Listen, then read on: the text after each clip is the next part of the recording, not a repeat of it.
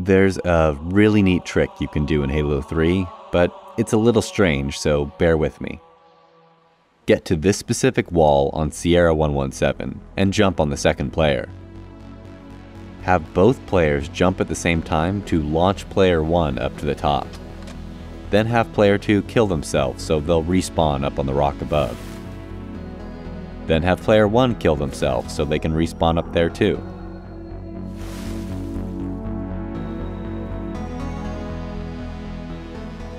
Follow this path until you see an opening in the rocks. Now, you're out of bounds. When I first achieved this as a kid, it was mind-blowing for me. I had never been outside the map of a game before, and this gave me a strong urge to see what else there was. What I didn't know back then was that not only was there a sizable community dedicated to discovering glitches and getting outside of maps and games, but that the Halo series in particular was extremely popular for it. Since Halo Combat Evolved released in 2001, players have been exploiting the game's physics and level geometry to get to places they weren't supposed to.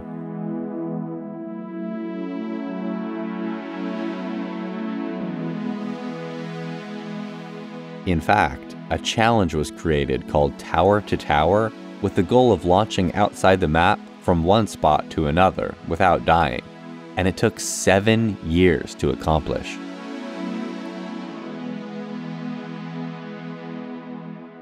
By the time Halo 2 rolled around, the developers even encouraged boundary breaking by hiding secrets and collectibles outside the maps.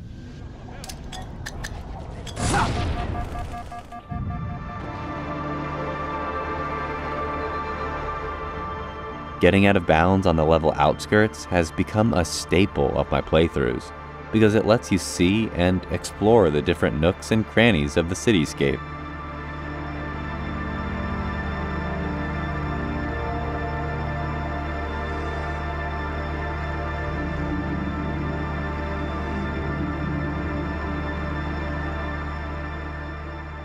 It also allows you to bypass enemies and skip large sections of the level, which is another important facet of the whole boundary breaking phenomenon.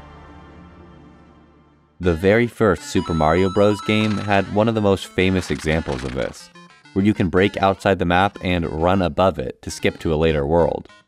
For many people, level skips are the reason to get outside of a game's map, and are one of the primary methods used in speedruns. Speedrunners of the game Portal use the game's portaling mechanics to teleport outside of the levels and circumvent the puzzles to save time. It's also really interesting to watch because it gives you a peek under the hood at how the game works and how the levels are designed. That's why channels like She Says with their series Boundary Break are so popular. It's fascinating to see the illusory nature of a game and the many techniques developers use to pull off complicated events and set pieces.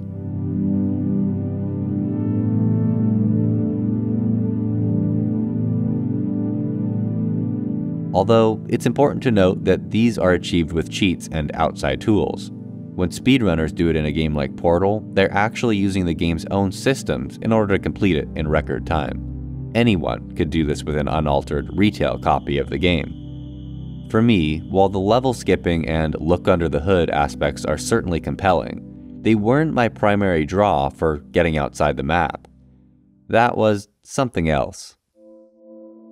Portal is a game where you're trapped inside a testing facility.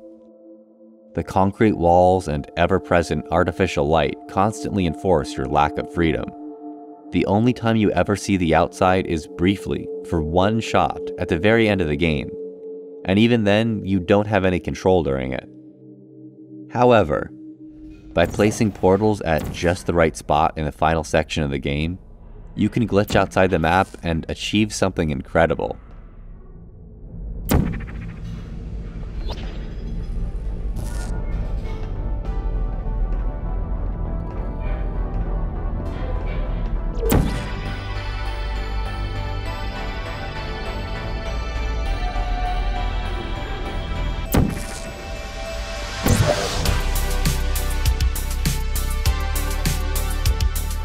I played Portal on the Xbox as a kid, I didn't have the ability to use cheats, and yet I was able to break out and access a place I was never meant to reach, the outside world.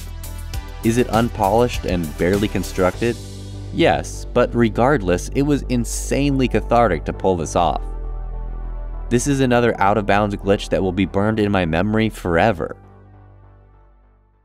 Online, a good chunk of the discussion on getting out of bounds in games is centered around them feeling creepy. It's understandable. The areas are usually strange, imperfect spaces with an almost dreamlike quality. These illogical areas even influenced aesthetics like dreamcore or the liminality of the backrooms. The whole idea of that being that you no-clipped out of reality. Being able to look out past the edge of the map and see the endless void beyond reinforces the artificiality of the world you're playing in, which can be unsettling. I, however, don't get this feeling much at all. When I think of getting out of bounds, I think of the awe I got from leaving Halo 3 for the first time, or reaching the outdoors in Portal. There's a great satisfaction in seeing the world beyond the area you're kept in, of breaking the rules and going where you weren't supposed to. Breaking out of the map is something that's achieved through ingenuity and experimentation. It's driven by passion and curiosity, only discovered by fans intimately familiar with the game and its workings. It's a testament to players' ability to always push the boundaries in unexpected ways. For me, getting out of bounds isn't creepy. It's all about that sense of freedom and discovery. If you enjoyed the video, please consider liking and subscribing to the channel. I also have a Patreon if you'd like to support me directly. Thanks for watching.